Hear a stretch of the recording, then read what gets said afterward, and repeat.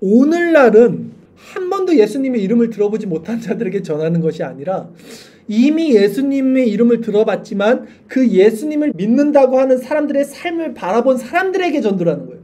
그런데 문제는 뭡니까?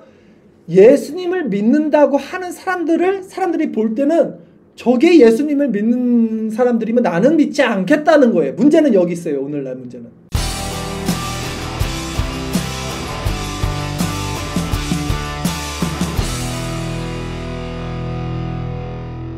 사람들은 하나님을 몰라요. 성경을 모르죠. 근데 하나님을 믿는다고 하는 사람들을 보는 거예요. 그러니까 이 사람들이. 근데 그런 하나님을 오해하고 있는 거예요. 잘못 믿고 있는 이 사람들을 통해서. 그 하나님을 나는 믿지 않겠다는 거더라고요. 그래서 오늘날 전도 방식은 순회 전도가 아니라 생활 전도가 돼야 되고 적용적인 측면에서 말씀드리는 겁니다. 그런 측면에서 이 생활 전도는 순회 전도보다 훨씬 어려워요. 왜 어려울까요? 인격적인 관계를 요구합니다. 그리고 이 인격적인 관계는요, 한순간 일어나지 않아요. 우리가 누군가를 만났을 때, 또 그 사람들을 판단하고 그 사람들에 대해서 알았다고 말했을 때는요, 최소한 제가 볼 때는 1년 이상이 걸려요.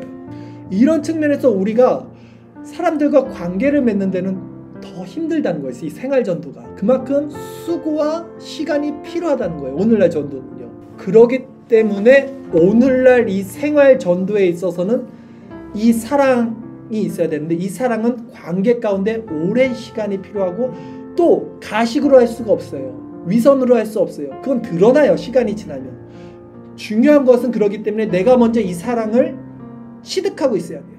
내적인 원리에서 이 사랑을 내가 가지고 있어야지만 그리스도의 향기가 저절로 흘러나가고 이게 지속적으로 관계 가운데 오랜 시간이 지나야지만 효과를 일으킨다는 거예요. 이게 오늘날 전도 방식이라는 거예요. 예. 그럼 이제 이 말씀 묵상을 통해서 우리는 이제 1년 동안 계속해서 마음의 원리를 살펴본 사람들입니다. 그러면 이 마음의 원리를 가지고 신앙이 성숙한 이 상태에서 이제 생활 전도를 어떤 방식으로 해야 되는지에 대해서 이제 말씀을 드릴게요. 이제 실천적인 방안입니다. 전도에 대해서 실천적으로 여러분들에게 제가 인사이트를 드리는 거예요. 그러니까 신앙과 일이 분리돼서는 안 되는 거예요, 여러분. 지금 주일이죠. 교회 안에서는 이렇게 착한 척하고 뭐 서로 이렇게 좋은 척하다가 밖에 나가서 막 하면 안 된다는 거예요. 우리가 이 삶을 살 때, 그러니까 이 삶이요, 목적이 전도가 아니에요. 전도를 목적으로 하는 게 아니라 하나님의 사랑을 자연스럽게 나타내는 것이지 어떤 목적을 가지고 그 사람에게 접근하는 게 아니에요. 절대. 그냥 살아가는 거예요. 그 사람들과. 근데 이렇게 살아갈 때 그 그리스도의 향기가 이렇게 전해질 때 어떤 변화가 일어나면 사람들의 반응이 와요. 이제 이 지점을 우리가 느껴야 돼요. 아, 이게 반응이 오네. 내가 어떤 목적을 가지고 지금 행한 것이 아닌데 이 사람들이 나에게 마음을 여네. 요 지점이 있어야 돼요. 첫 번째. 이게 무슨 말이냐면 아까 제가 말씀드렸던 게 뭐냐면 사람들은 기독교에 대해서 되게 반감을 가지고 있어요. 많은 사람들이 오늘날 보편적으로. 왜냐면 하나님을 모르는데 하나님 믿는 사람들이 이상하게 살아가니까 싫은 거야, 하나님도. 근데 내가 잘하니까 이 사람들이 이제 다는 아니네. 하나님 믿는다는 사람들이 착하게 사는 사람들이 있네. 요 관점이 생긴다는 거예요. 요걸 내가 느껴야 되는 거예요. 요걸. 네. 이 사람들이 이걸 말로 표현은 안 하겠지만 요 교감이 생겨요. 교감이 서로. 인간들은 관계니까 관계 가운데 이 교감이 생긴다고요. 근데 이게 시간이 오래 걸리더라고요. 이 사람들은 다 재요. 계속 재요. 이 사람들이 일부러 잘해주는 거 아니야 저거? 나 교회 전도하려고? 계속 재다가 오랜 시간이 지나면서 이제 마음을 열어요. 조금씩. 그래서 관계가 형성되면 이제 나도 알게 되는 거예요. 이 교감이. 아, 내가 이 사람과 인격적인 관계가 이제 일어나는구나. 요 지점을 내가 느껴야 된다는 거예요. 첫 번째. 여기까지 가는 게 힘들어요. 이게 내가 율법을 할 수도 없다는 거예요. 그래서 이게 먼저 내 마음이 중요하다는 걸 말씀드린 거고요. 그 관계 가운데서 이 사람들은 교회에 대한 좋지 않았던 마음의 시선들이 이제 조금씩 벗겨지는 거예요. 제거되는 거예요. 그럼 두 번째 단계는 뭐냐? 여기까지 갔을 때 이제 두 번째 단계는 이 관계가 형성이 되잖아요. 그러면 이제 이 사람들이 조금씩 기독교에 대해서 말을 해요. 그전에는 말을 안 해요. 교회 얘기하면 이미 탁 싫어요. 경계라고 있어요. 교회 말하면 돌아서요. 근데 자신들이 조금씩 열려요. 이제 호감이 생겨요. 교회가 무엇인지, 기독교가 무엇인지 새로운 관점이 생기니까 야 근데 왜 교회는 왜 그러니? 왜 저 사람들은 왜 그래? 약간 이런 식으로 접근을 하더라고요. 그렇게 자연스럽게 교회에 대해서 이 사람들이 먼저 마음을 조금씩 열 때 교회가 가진 매력, 기독교만이 가진 매력을 우리가 그 사람들에게 딱 넣어줄 수 있어야 돼요.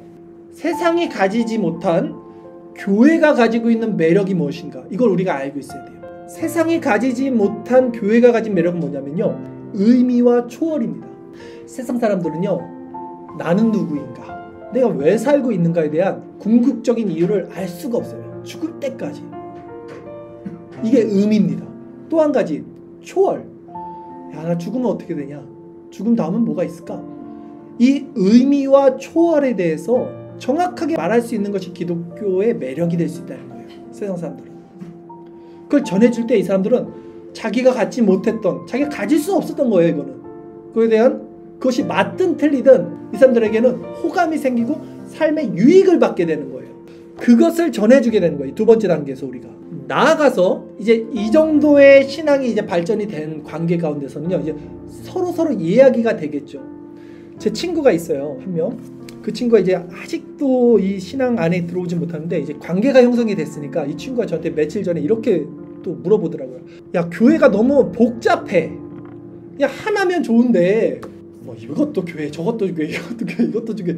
도대체 뭘 믿어야, 야 이거는 이단이냐? 저거는 좋은 거냐? 이건 나쁜 거냐? 그러니까 걔 입장에서는 그렇게 보이는 거예요. 아니, 교회가 하나면 내가 믿겠는데 뭘 믿어야 될지 난 도대체 모르겠어. 나 헷갈린다. 교회 왜 그러냐 니네? 이렇게 물어보는 거예요. 관계가 되니까 물어보는 거예요.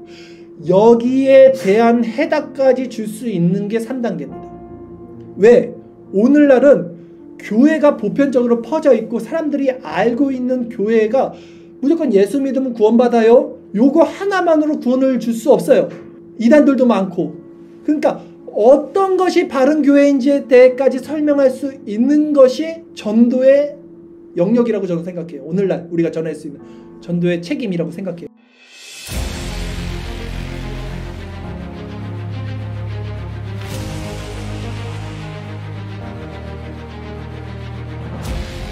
자, 오늘날은요, 기독교라는 카테고리 안에 스펙트럼이 너무 넓어요. 이렇듯. 그래서 무수한 교회가 각각 다른 사상을 가지고 있기 때문에 올바른 교회가 무엇인지까지 전하는 것이 전도의 영역이라고 저는 생각합니다. 여기에 대한 정확한 답을 이 시간 말씀드릴게요. 여러분, 기독교, 우리는 기독교라는 카테고리 안에 있어요. 기독교가 하나입니다. 제일 큰 카테고리예요. 기독교라는 것은 이제 그리스어로는 크리스토스, 영어로는 크라이스트, 이것을 우리나라 음력으로는 그리스도, 이것을 중국어 음력으로는 기리사독, 기독이라고 해서 기독교로 우리가 알고 있는 거죠. 기독교, 즉 예수 그리스도를 따르고 믿는 종교예요. 이것이 하나의 카테고리, 가장 큰 겁니다. 여기선 더 퍼지지 않아요. 이게 하나인데 그 안에 교파와 교단이 나눠져요. 3개의 교파, 8개의 교단으로 나눠지는 거예요. 기독교가 제일 큰 카테고리고, 어떻게 3개의 교단이 있습니까? 우선은 로마 카톨릭, 제일 유명하죠. 카톨릭, 천주교가 있고요. 또 우리 개신교가 있죠. 또 동방교회, 우리 이건 조금 낯설지만 동방교회, 이게 3개의 교파입니다. 또 교단, 이 개신교 안에도 이제 8가지 교단들이 있어요. 교단들이. 저도 다 몰라요. 맨날 헷갈려. 그냥 머리에 기억나는 대로 말씀드려 볼게요. 우선 장로회 있을 거고, 또 감리회 있을 거고, 또 뭐 있어요? 성결, 또 오순절, 또 침례, 또 구세군, 또 루터교. 하나는 뭐 있어요? 하나 이게 아쉬울 텐데 말 안 해주면. 성공회. 성교회 교단이죠. 그렇죠. 이게 있어요. 그러니까 사람들은 뭘 믿어야 돼 도대체? 그럼 여기서 끝이냐? 아니에요. 장로교 안에도 수많은 분파들이 있어요. 근데 이거를 또 사람들은 교단이라고 말하는데, 사실 교단은 아까 말한 3개가 교단이고, 이 장로교 안에 막 많잖아요. 네, 이거를 우리는 그냥 정확히 말하면 분파라고 해야 돼요. 그러니까 내 친구가 이해가 되는 거야. 내가 이제 나라도 복잡하겠다. 도대체 뭘 믿어야 되냐? 이게 끝입니까? 이거 외에 이단들은 또 얼마나 많아요. 걔네들도 다 이 기독교라고 하는데 안 믿는 사람 입장에서는 이제는 믿기 싫어지겠지. 나 같아도 믿기 싫어질 것 같아. 이제 그걸 물어본 거예요, 우리 친구가. 여기에 대한 해답을 해줄 수 있어야 된다는 거죠. 왜 나눠지느냐? 왜 이런 교단과 교파가 나눠지느냐 했을 때 여러 가지 이유가 있겠지만, 역사적인 이유들도 있겠지만, 제일 중요한 핵심 요지 사상은 뭐냐면 구원론에서 나눠지는 거예요. 구원론.